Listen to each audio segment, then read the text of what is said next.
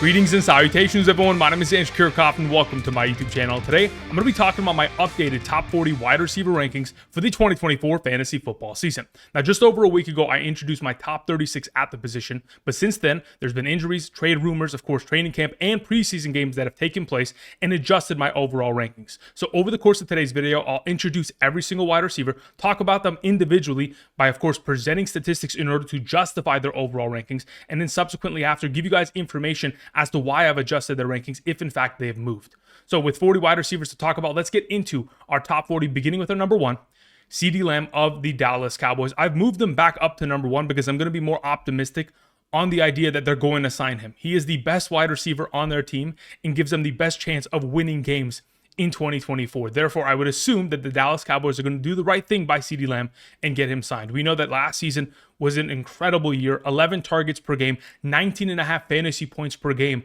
throughout weeks 1 through 19, so including the NFL playoffs. Additionally, amongst all wide receivers in the National Football League, actually, in fact, amongst all players in the National Football League, he was number one in red zone targets and red zone receiving touchdowns. So as long as they continue to give him these high-valued opportunities, CeeDee Lamb is a talented enough player to be able to deliver for fantasy purposes, averaging nearly 20 points per game. Of course, we're still waiting on that contract, but again, we're going to be more optimistic. Our number two would be Tyreek Hill to close out the S tier, primarily because, again, he has been the number two overall wide receiver in fantasy football for each of the last two seasons, 2022 and 2023, as a member of the Miami Dolphins offense. Throughout that span of time, when he has played with a healthy Tua Tagovailoa, he's averaging 10.78 targets per game and 19.69 fantasy points per game. Last season, he was number one amongst all receiving options, being targeted on 36.31% of the overall routes that he ran, and he set a record for the last decade of fantasy football by accomplishing a 3.82 yards per route run average. An incredible number. Of course, his goal as of late has been to go ahead and break the record for most receiving yards in a season by a wide receiver. He tried to accomplish that last season, unfortunately missed the game, but he is certainly on pace to potentially break it going into 2024. Now that we've gone ahead and once again repeated our S tier, the top two wide receivers that should come off the board within the first three picks of a 2024 fantasy football draft. A couple reminders for those of you guys who want an advantage on your upcoming drafts, be sure to get your hands on my 2024 fantasy football draft guide by heading on over to Underdog Fantasy. At this current moment in time, if you use code Andrew to make a first-time deposit minimum of $10, not only are you going to be able to claim the first-time deposit offer, but you're also going to get my 2024 fantasy football draft guide, the subsequent rankings with it, and of course, subsequent updates to those rankings over the course of the month of August. Now, additionally, not only are you going to get those updates, but every week from weeks 1 through 18, I'll additionally send you Sunday morning rankings so that we can help you capture a 2024 fantasy football championship this season. So if you want to get your hands on my 2024 fantasy football draft guide, head on over to Underdog Fantasy. For those of you who are wondering if you're eligible, check out the map to the right side of the screen. And if potentially you're not eligible, or if you've used my code in the past, you can also check out the Patreon. There's all this content and more there for those of you interested. Thank you very much. Okay, getting into the A tier.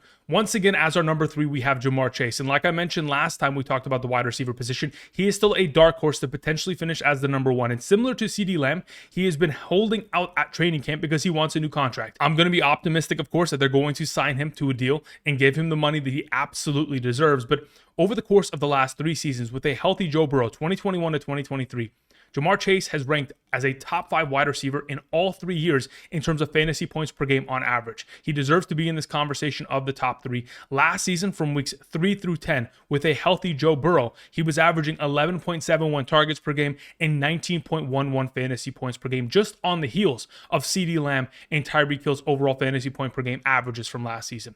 Of course, Joe Burrow's had a purely healthy camp thus far, and as long as Ja'Marr Chase gets that contract, should be in line for another incredible year.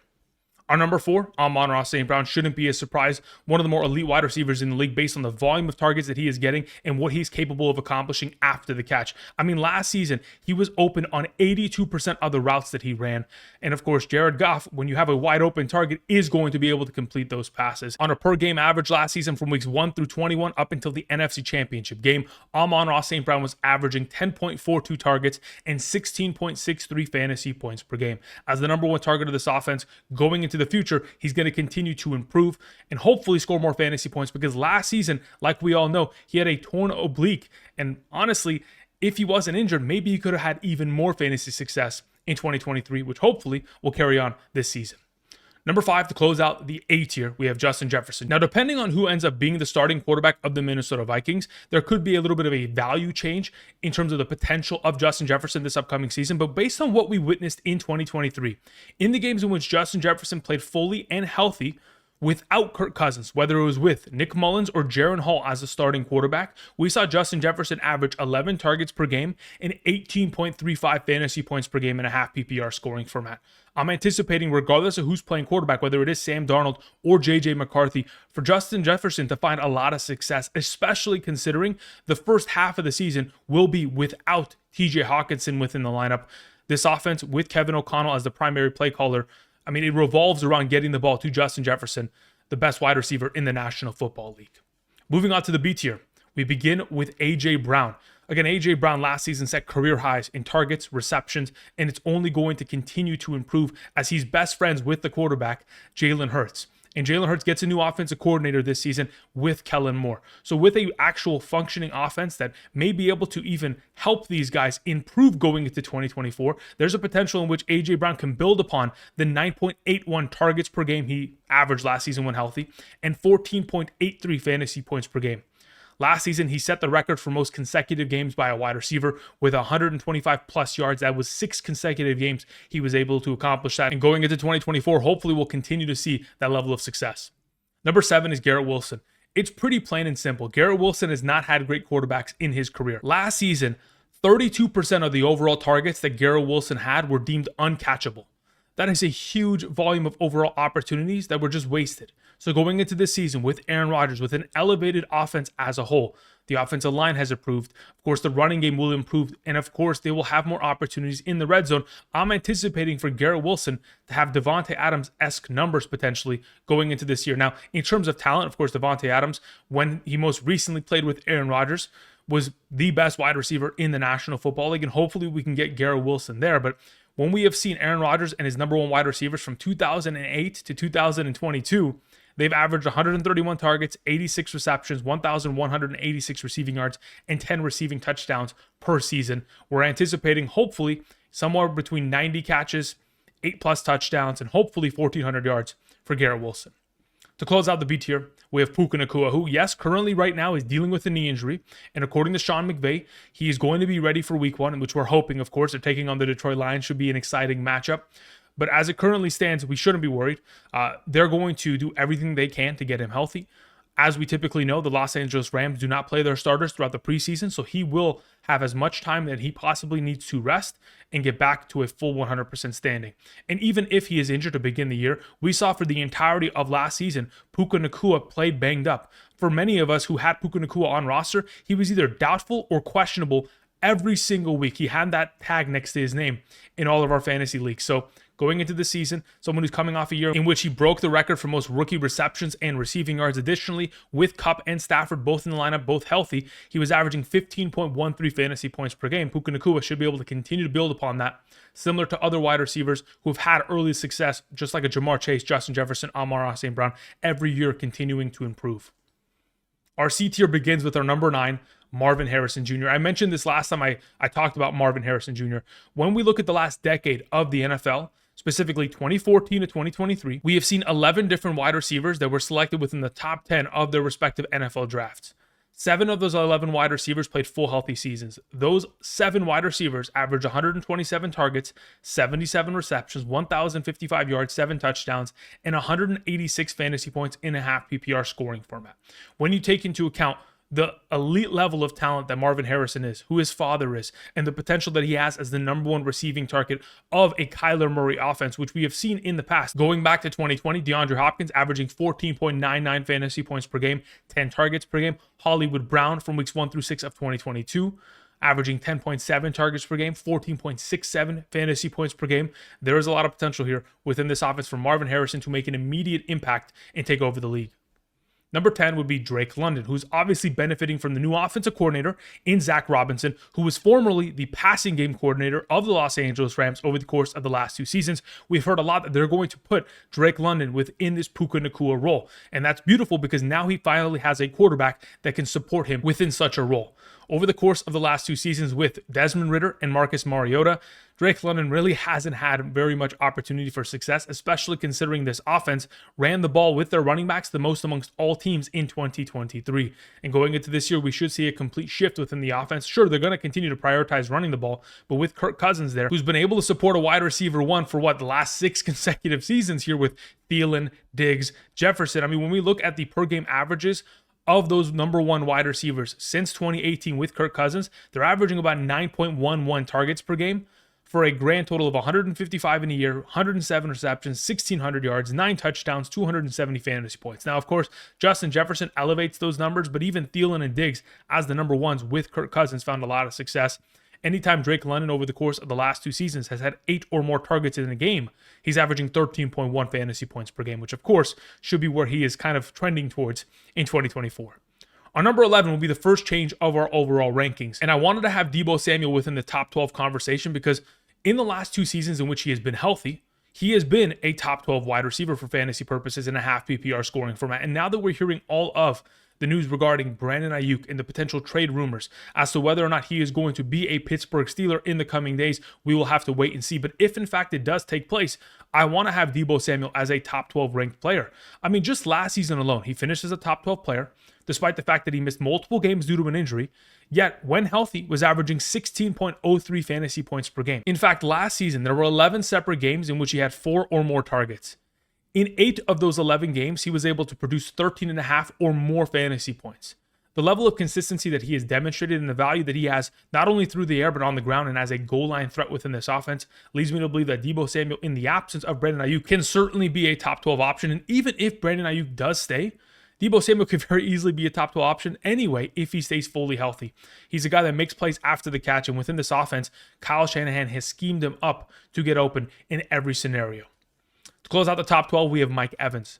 Mike Evans, again, he is the consistency marker at the wide receiver position, 10 consecutive seasons of 1,000 receiving yards. Additionally, has been a wide receiver 1 in 7 of the last 10 seasons. Additionally, has played 154 of his eligible 163 games. That's 95% of the games played. He has been healthy, he has been consistent, and with Baker Mayfield, looks far better than he looked with Tom Brady, averaging 14.92 fantasy points per game last season from weeks 1 through 20, and going into the season, doesn't look like he's slowing down anytime soon.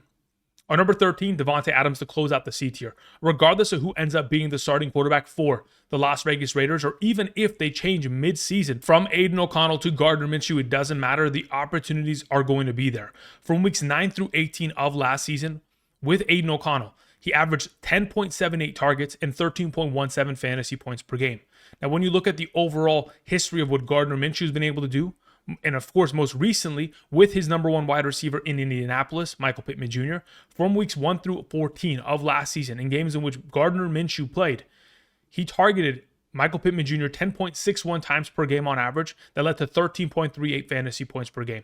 9 of the 13 games in which they played together, Michael Pittman Jr. saw double-digit targets. We're anticipating, regardless of who's playing quarterback for the Las Vegas Raiders, Davante Adams will have opportunity, and he's far too talented not to find success with that opportunity. To begin the D tier, we have another one of these players that has elevated their overall ranking since last time. In the prior ranking video, we had Stefon Diggs here as the top-ranked Texans wide receiver. Since then, I've gone ahead and reevaluated due to the potential aspect of Tank Dell working in on 2 wide receiver sets rather than Stefon Diggs. It doesn't seem like they're going to remove Nico Collins from the field. He is their primary X receiver. He should not leave the field in any circumstance. And if in fact that's going to continue to be the case, he'll continue his success. I mean, last season averaging 15.43 fantasy points per game in which he played healthy games and also played with a healthy CJ Stroud. As the primary X wide receiver last season, he had 85 targets versus press coverage. That led to 61 receptions, 1,128 receiving yards. Just putting that into perspective, I mean, last season he had almost 1,300 receiving yards, and the vast majority of the yardage came against press coverage on the outside, in which he was able to find a lot of success. 3.47 yards per route run amongst all wide receivers was only second to Tyreek Hill, and is only going to continue to build on his fantastic season, having been paid this offseason, and of course building more of a rapport with CJ Stroud. Number 15 is DJ Moore. Speaking of building a rapport with a quarterback, he gets a brand new quarterback this season, and it is absolutely going to be an upgrade from what he had last year with Fields and Tyson Bagent, who still both led him to a lot of fantasy points, but with Justin Fields last season, DJ Moore was averaging 8.25 targets and 16.81 fantasy points per game. You're bringing a brand new offensive coordinator in Shane Waldron, who has elevated the likes of DK Metcalf to being the number 12, 18, and 16 wide receiver in fantasy the last 3 seasons. And additionally, he's going to elevate the offense by way of wide receiver targets. In 2023, the Seattle Seahawks targeted their wide receivers the 10th most times. Chicago Bears ranked 31st in that category. Our number 16, Chris Olave, getting into this conversation primarily because the value of Clint Kubiak, in my mind, is beginning to increase the potential value of Chris Olave, who is, of course, the de facto number 1 receiving option of this offense and is going to get himself a boatload of targets with Derek Carr. But even though that was the case last season, the offense as a whole, the scheme, wasn't able to get Chris Olave wide open. I mean, yes, he had the 5th most air yards amongst all wide receivers, but still able to average 8.63 targets per game and 11.74 fantasy points per game. But we want more. We want him to make plays after the catch. Clint Kubiak, the former passing game coordinator of the San Francisco 49ers last season, is going to be bringing in a West Coast scheme. He's going to be bringing in concepts that Kyle Shanahan has used. And the last time we saw a coordinator of the San Francisco 49ers go and become a head coach or a coordinator of another team, most recently, Mike McDaniel of the Miami Dolphins, who elevated guys like Jaylen Waddle and, of course, Tyreek Hill to dominating and, of course, breaking records. So if, in fact, we can find Chris Olave wide open, similar to those wide receivers, similar to the way that they are utilizing Aiyuk and Deebo in San Francisco, should have a lot of potential. Now, while still on the topic of players like Jaylen Waddle, let's mention him as our number 17. He, of course, jumps up in comparison to his last ranking, mainly off the fantasy point per game potential that he has demonstrated recently within this offense. Now, if you go back to 2021, he was the number 16 overall wide receiver. In 2022, the number 7 overall wide receiver. In last season, yes, dealt with a lot of injuries, but he was on pace in healthy games to finish as the number 9 overall wide receiver in fantasy with 133 targets, 92 receptions, 1,276 receiving yards, 6 touchdowns, and 209 fantasy points. That was his 17-game pace within the healthy games in which he played. Obviously, playing opposite of Tyreek Hill is a benefit to him, but it's just a matter of can Tua Tagovailoa support 2 top-tier wide receivers in this offense. As long as Tua Tagovailoa puts up very similar stats to last year, which was 4,600 passing yards, nearly 30 touchdowns, those are the sweet spot numbers for being able to support 2 top 24 wide receivers within the fantasy football realm, which, of course, this offense is certainly going to do this year. Number 18, we have DeVonta Smith, which is another one of these younger wide receivers that is jumping up within my overall rankings because youth and the ability to stay healthy is definitely something that we want to value going into our 2024 fantasy football leagues. But in the case of DeVonta Smith, the reason why I have increased his ranking so significantly from last time is because of the offensive coordinator, Kellen Moore. Kellen Moore was the former offensive coordinator of the Los Angeles Chargers last season and of the Dallas Cowboys from 2019 to 2022. Now, in the last 2 seasons, with Kellen Moore as the offensive coordinators of these teams, we have seen in 2023, Keenan Allen with 13 games played only, number 6 in terms of targets, number 4 in terms of receptions, number 9 in terms of receiving yards within the slot position. Additionally, CeeDee Lamb in 2022 within the slot position, number 3 in targets, number 2 in receptions, number 1 in receiving yards. If DeVonta Smith is going to be far more integrated within the slot receiving role of this offense, he can be the Keenan Allen / CeeDee Lamb of this offense, elevate his game from being the number 20 overall wide receiver last season to being something far greater in 2024. Coming off a season in which he was still averaging 12.11 fantasy points per game, should be able to build upon it with these opportunities. To close out this tier, we have Brandon Aiyuk as our number 19. He has obviously fallen because of the information that has revolved around him, the rumors of him still, declining offers to potentially be traded to teams because he is not agreeing to the contract negotiation, sections of some of these overall conversations. The 49ers aren't happy with some of the trade offers that they're being given, but there's a lot of momentum warming up to the idea that he may end up being a Pittsburgh Steeler when it's all said and done. So as you approach your 2024 fantasy football draft, understand that you have a very valuable player here in Brandon Aiyuk. If he stays as a member of the San Francisco 49ers, number 19 is far too low for him, considering he has finished as the number 15 and 14 overall wide receiver in the last 2 seasons. Additionally, averaging 13.85 fantasy points per game with Brock Purdy last season. I can imagine that he could be very valuable, garnering 10 targets per game, but in the right offense. Kyle Shanahan gets him open and gives him the ability to make plays after the catch with his scheme. I don't know if he'll find a similar level to success with the Pittsburgh offense, but maybe, 10 to 12 targets will make a difference. We'll have to wait and see when news breaks regarding Brandon Aiyuk. Our number 20 to begin the E tier is Stefon Diggs. Now, I've moved him down within my rankings, not because I think less of his potential, but I think there is going to be far more success from Nico Collins and Tank Dell this season, and you'll see where I have Tank Dell ranked as to where it corresponds with Stefon Diggs' current ranking as our number 20.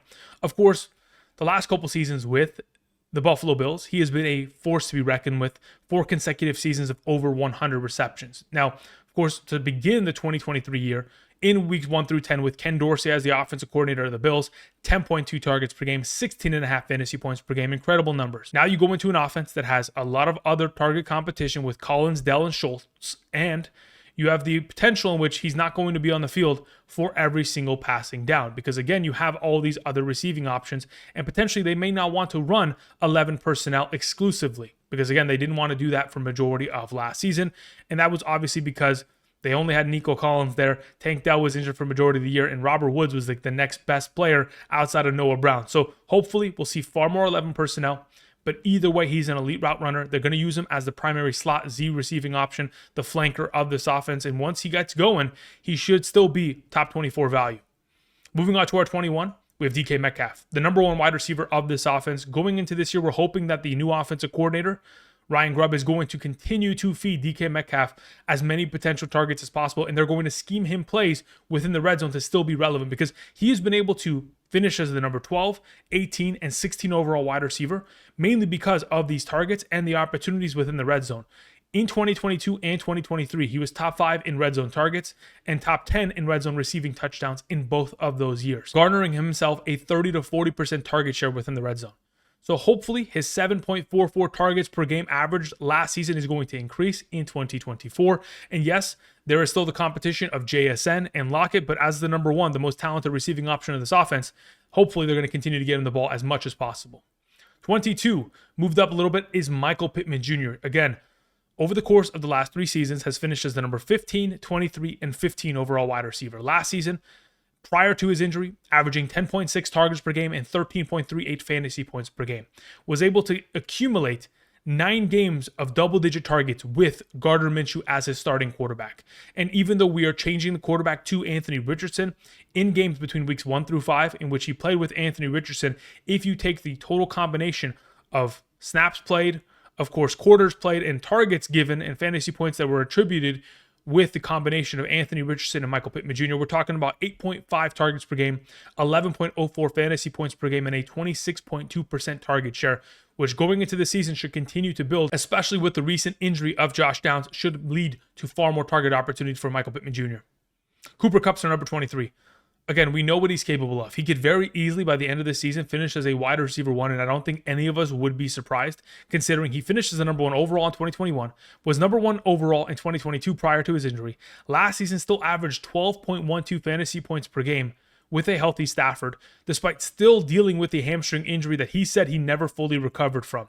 If we get a full healthy Cooper Kupp, we have seen other wide receivers like Keenan Allen, Davante Adams, DeAndre Hopkins, Adam Thielen all find success even despite their age being so high. Of course, Cooper Kupp going into his age 31 season does not concern me. Number 24, hopefully I'm not going to say Cooper Kupp, but in fact, I'll continue to say Amari Cooper because I always keep mixing up the Coopers, especially when they're back-to-back. Here's the deal with Amari Cooper. Many of you may be a little bit worrisome about how this offense is going to, function. But over the course of the last 2 seasons, Amari Cooper, regardless of who's played quarterback, has found success. With Brissett and Watson in 2022, finishes the number 9 overall wide receiver. Last season, with 4 different quarterbacks, finishes the number 18 overall wide receiver. In games in 2023, in which Amari Cooper played with Deshaun Watson as his starting quarterback, averaged 7.8 targets and 14.8 fantasy points per game. I believe he's being undervalued, especially via ADP, and of course should be an investment as a potential wide receiver 2, wide receiver 3 option for many of us. Number 25, speaking of wide receiver 2, wide receiver 3 potential investments going into 2024, Christian Kirk is one of the best. Coming off a season in 2022 where he finished as the number 11 overall wide receiver, additionally averaging 8 targets per game, 12.33 fantasy points per game, then improved on all of his metrics last season prior to his injury, had an increase in terms of target percentage, yards per route run, his catch rate from weeks 2 through 12 was averaging 11.7 fantasy points per game, having played about 65% of the overall snaps plus within all of those games. and throughout that span of time was the number 16 overall wide receiver and number 19 in terms of fantasy points per game on average. You add on top of that the departures of Calvin Ridley, Jamal Agnew, and of course Zay Jones, there is a lot of potential for Christian Kirk to continue to be the number one wide receiver option of this offense. Moving on to our number 26, we have Malik Nabers. The reason why I moved up Malik Nabers just a little bit more is because really without Saquon Barkley, this team is going to have to throw the ball for the entirety of games. Their defense is not good enough to keep them within games. Their running game is not functional enough, in my opinion, based on their offensive line play, to be able to, at least not throw the ball to Malik Nabers 130 plus times this year. Now, we're hoping that's going to be the number. And if in fact it is, it'll look very similar to the averages of the 11 wide receivers that have been drafted within the top 10 over the course of the past decade. 7 of those 11 receivers stayed healthy their rookie year. They averaged 127 targets, 77 receptions, 1,055 yards, 7 touchdowns, and 186 fantasy points. I think that is a very safe number for Malik Nabers, assuming, of course, Daniel Jones stays healthy and is able to throw the ball to him 130 plus times. Terry McLaurin is our number 27. Again, he is going to be joining the former quarterback of Malik Nabers from LSU, Jayden Daniels. And Jayden Daniels should absolutely elevate the game of Terry McLaurin, a wide receiver who's played with 11 different starting quarterbacks in his career. Last season specifically, Terry McLaurin had 35% of his overall targets deemed uncatchable. That is quite unfortunate, but going into this upcoming year with Cliff Kingsbury, with Jayden Daniels, that combination itself is going to elevate Terry McLaurin because Cliff Kingsbury, back in 2020 to 2022, the Cardinals were number 4 amongst all teams in terms of wide receiver targets. Additionally, he has led to number 1 receiving options within that offense, averaging between 13 to 15 fantasy points per game, whether it was D-Hop in 2020, 2021, or Hollywood Brown in 2022. And of course, the quarterback contributions being far more accurate will certainly play a factor. Number 28 is George Pickens. He has certainly moved up a tad bit within the overall rankings. I do want to first and foremost say he still sits at 28 because of these pending rumors of the fact that Brandon Aiyuk could end up being a Pittsburgh Steeler, which certainly won't help the overall potential of George Pickens. George Pickens finishes the number 26 wide receiver with Pickett, Trubisky, and Rudolph last season. Yes, he is highly volatile because of how bad his quarterback play was. Now you get Russell Wilson. Now you get Justin Fields potentially. Those aren't the greatest overall improvements, but they will be noticeable improvements in comparison to what George Pickens dealt with last season, only averaging 6.23 targets per game, yet still was able to accomplish 10.43 fantasy points per game. There is a target vacancy of over 140 targets. If, in fact, Aiyuk comes in to steal them, it's not going to help Pickens, but if he doesn't join them, Pickens should probably be higher than 28. Number 29 is T. Higgins. Like I have mentioned in the past, when both T. Higgins and Joe Burrow are healthy, he's averaging 13 fantasy points per game. In 2021, 13.01. In 2022, 13.86. Most recently in 2023, even in games in which Joe Burrow wasn't fully healthy, still elevated T. Higgins to averaging 12.96 fantasy points per game with the bum calf injury that Joe Burrow was dealing with. The whole question is, can T. Higgins stay healthy? With no Tyler Boyd in this offense, T. Higgins should be able to outproduce the number 29 rank. Number 30. Like I mentioned earlier in regards to Nico Collins and Stefon Diggs, I've done a little bit of readjusting to the wide receiver rankings for the Houston Texans, and Tank Dell sits here at number 30, primarily because he has demonstrated from last season that he can dominate with just very little opportunity. We're talking about playing 60% of the offensive snaps or more, which led to 8.38 targets per game last season and 16.23 fantasy points per game. Of course, there is going to be competition of Collins and Diggs and Schultz vying for targets, but this is an offense that absolutely has the potential to support 3 top 30 wide receivers in fantasy football. We have seen that take place in 2020 and in 2021. Within those offenses, the Steelers supported Diontae Johnson, Chase Claypool, Juju Smith-Schuster. The Bengals the following year, of course, supported Higgins, Boyd, and Chase. All we need is for the potential of CJ Stroud to be able to throw for 4,200 yards and get himself about 34 to 35 passing touchdowns, which certainly is on the table to help support all 3 of these receivers. Number 31 is Chris Godwin. I moved up his overall ranking in comparison to the last time we talked about him, primarily because once you put him back within the slot receiving role, he's going to be far more relevant than where he was last season playing on the outside, only averaging 9.8 fantasy points per game when healthy. With Tom Brady in 2020 to 2022 as the primary slot receiving option, 13.24 fantasy points per game. Now, throughout that span of time, that a different offensive play caller with, Bruce Arians there, who, of course, Bruce Arians, you go back to the days in which he was with Larry Fitzgerald, dominating within the slot receiving position. You went ahead and used Chris Godwin within that role, and hopefully you can get him back within that role, despite the fact that they have another new offensive coordinator in Liam Cohen. Obviously, they're going to give Chris Godwin the benefit of the doubt and give him as many opportunities to dominate within the slot position in 2024. Speaking of dominating within the slot position, we have Keenan Allen. The difference between his most recent ranking and where he currently sits now is the fact that Keenan Allen, yes, has been a dominant force and isn't slowing down based on his overall contributions, but the issue is I don't anticipate to see him getting 12 targets per game like he did last season. Obviously, last season within that Chargers offense, there was no, Mike Williams. Eckler was also injured and not at a full 100% rate. So, of course, Keenan Allen getting 11.54 targets per game with Justin Herbert, leading to 17.3 fantasy points per game, the best season of his career, isn't much of a surprise because there wasn't much competition. Of course, now you have DJ Moore, you have Cole Kmet, you have Rome Odunze, you have DeAndre Swift within the backfield. There is a lot more competition. Even though Keenan Allen has finished as the number 14 or better overall wide receiver in 6 of the last 7 seasons, I still believe there is a potential in which he kind of diminishes his overall value based on the lack of targets he is getting and no longer being the featured receiving option of an offense. Number 33, we have Calvin Ridley. Of course, the injury of DeAndre Hopkins propels Calvin Ridley to this current overall standing. With the uncertainty of what Will Levis is going to help produce with him, he's still a lower end wide receiver 3. Now, we know that Brian Callahan, the new offensive play caller and head coach of the Tennessee Titans, has said this offseason he wants to use Ridley as a Jamar Chase of this offense. The reason why he says that is because he was the former offensive coordinator of the Bengals. That led to the Bengals having the second most wide receiver targets amongst all teams. So again, if they're going to use him as the Jamar Chase, should be a lot of opportunity. Last season, DeAndre Hopkins with a healthy Will Levis was averaging 13.4 fantasy points per game. So Calvin Ridley could very easily outproduce the number 33 rank. Moving on to 34, we have Zay Flowers, who has moved up a little bit. Again, last season without Mark Andrews in the lineup was averaging 14.65 fantasy points per game. Of course, he was able to score himself a lot of touchdowns throughout that span of time because the number 1 red zone option within this offense was out with injury. So if in fact you want to again re-include Mark Andrews within the conversation, it is going to diminish the value and potential upside of Zay Flowers, yet he will still be the number 1 wide receiver option. He'll be the number 2 of this offense. Number 35 is Jayden Reed, who jumps into the conversation of the top 40 wide receivers, even though he was absent last time. The thing is, I don't know who's going to be the number 1 of this offense. With Watson, Dobbs, and Reed last season, there were rarely games in which all 3 of them were used at a maximum capacity. Once, in fact, Jayden Reed found his stride from weeks 10 through 18, averaging 14.81 fantasy points per game, scoring 7 touchdowns in 8 games. From the vast majority of that span of time, Christian Watson was out with injury. So if in fact you re-include Christian Watson and you have a more dominant Romeo Dobbs, the one that we witnessed in the NFL playoffs, who's going to be the clear number 1? I don't know if there is, but we all know that this offense is going to be good. So you probably want to invest in one of those 3 wide receivers and hope that they hit, if not potentially all of them hit. Number 36 is Diontae Johnson.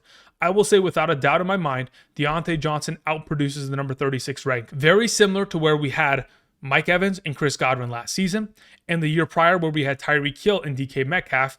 The whole question was, is Geno Smith and Baker Mayfield going to be good in 2022 and 2023? Going into this year, the question is Bryce Young going to take the next step forward? The singular variable that is present in all 3 of these situations, what was able to elevate Geno Smith, Baker Mayfield, is Dave Canales. And now he joins as the head coach of the Carolina Panthers. If he is here to elevate Bryce Young and make Diontae Johnson, who he has said is going to be the de facto number 1 and the guy that they're trying to force feed the ball this upcoming season, we should anticipate to see Diontae Johnson averaging 12 plus fantasy points per game because that's exactly what Mike Evans and DK Metcalf have done as the number 1 wide receivers of a Dave Canales offense. Diontae Johnson in his career 2020 to 2023, 8 plus targets per game, is averaging nearly 13 fantasy points per game. Moving on to our number 37 and our number 38, I'll go ahead and combine them as the Chiefs receiving options. Here's the fact of the matter. Rashee Rice is a very talented receiving option.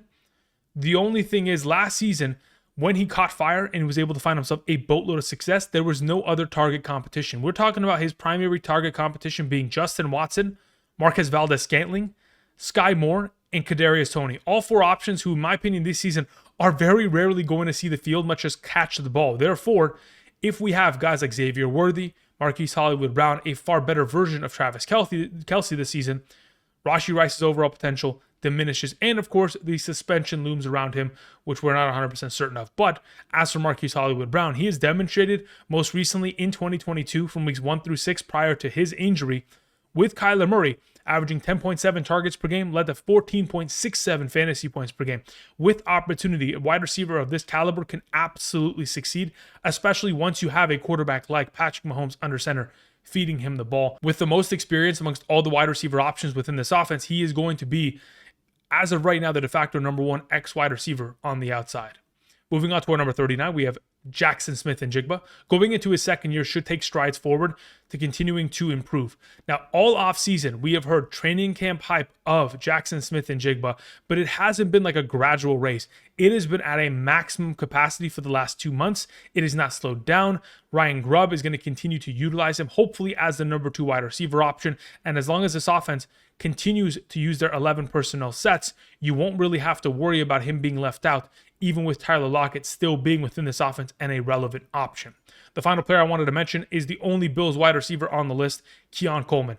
This is the biggest concern and why I currently still hesitate having a Bills wide receiver within the top 40. The fact of the matter is that between weeks 11 through 20 of last season, Stefon Diggs was only averaging 8.33 targets per game and 7.56 fantasy points per game. If Stefon Diggs can be neutralized by the offensive play calling, then so can Keon Coleman, Khalil Shakir, Curtis Samuel. We are hoping that Keon Coleman, because of course the draft capital they utilize on him, can eventually become the number 1. It's not going to be the case perhaps week 1, but over time there will be a chemistry built between him and Josh Allen that will give Josh Allen enough confidence to send him the ball at a high enough rate to keep him fantasy relevant. All right, that's going to cover it in regards to my top 40 wide receivers. Again, there's a lot of wide receivers that we didn't mention, perhaps Jordan Addison, Cortland Sutton, Christian Watson, Romeo Doubs. Again, a lot of other options that certainly can be in the discussion of a top 40 option. Let me know down below what you guys think. I'll, of course, be back with another video tomorrow. If you guys have not yet already, of course, be sure to subscribe. Click the like button down below. Greatly appreciate all the support as we are on our way to 100,000 subscribers. Thank you, everybody, for watching. And until next time, I'll see you guys. Peace.